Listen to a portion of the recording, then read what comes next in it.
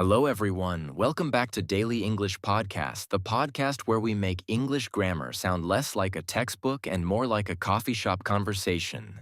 I'm William. And I'm Billy. Today we're looking ahead. Like literally. We're talking about the future, specifically the modal verb will, and how we use it to talk about what's yet to come. It's a classic, isn't it? But surprisingly, people trip over it more than they'd like to admit. Billy, when you think of will, what's the first thing that pops into your head? Honestly, a crystal ball, because we use will for predictions all the time. But before we get into the why, let's quickly cover the how. William, give us the structure. It's probably one of the easiest structures in English. It's just subject, will, base verb. No S for third person, no ing, no to. Just I will go, she will eat, they will win. And for the negative, we use will not, which almost everyone contracts to won't. Won't is a tricky one for pronunciation sometimes. It's that long O sound. Not want, but won't.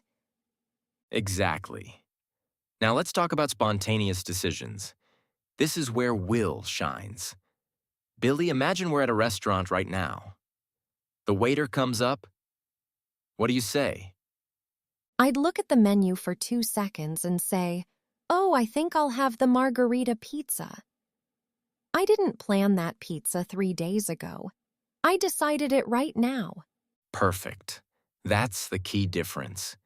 If you decide something at the moment of speaking, you use will.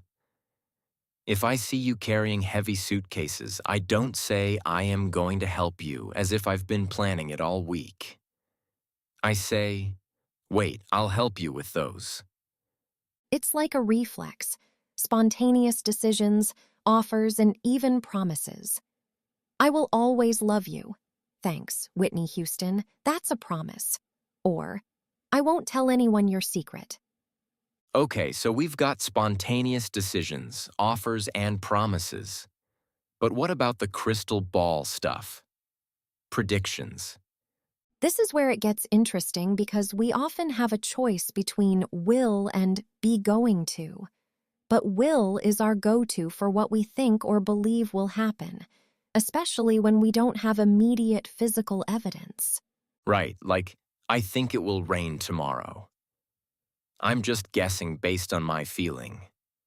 Or, one day humans will live on Mars. Exactly. It's more of an opinion. If I see dark black clouds right above my head right now, I'd probably say it's going to rain.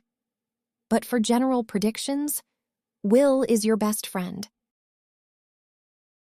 Before we move on to the first conditional, we have a tiny favor to ask our amazing listeners. That's right. If you're finding this breakdown helpful and you've liked the video so far, please make sure to hit that like button. It really helps our channel grow and reach more learners like you. Also, don't forget to save this video. It's a great way to have a quick grammar reference whenever you're doing your homework or practicing. And hey, if you have a friend who's struggling with their English tenses, send this to them. Sharing is caring. Oh, and we have a challenge for you. We want to see you put will into action. Leave a comment below with one sentence about your own future.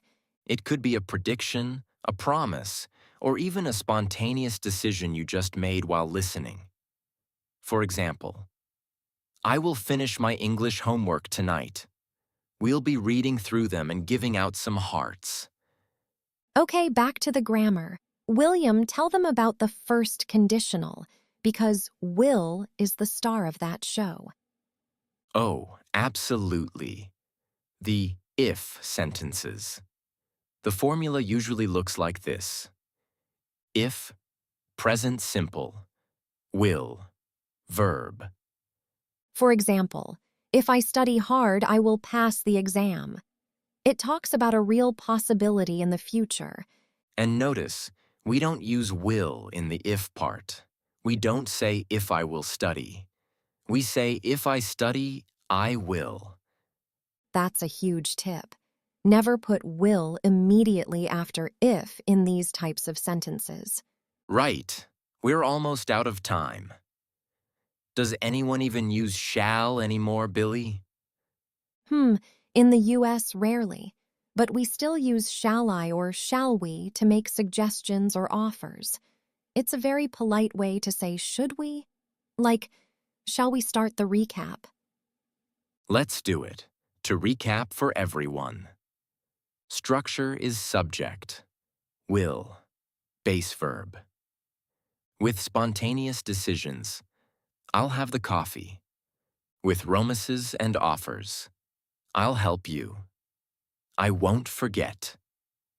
With predictions, the world will change.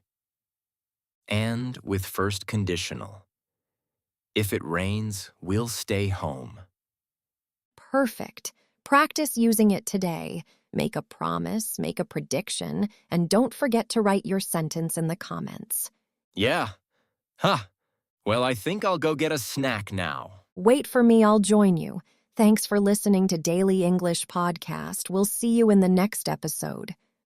Bye, everyone!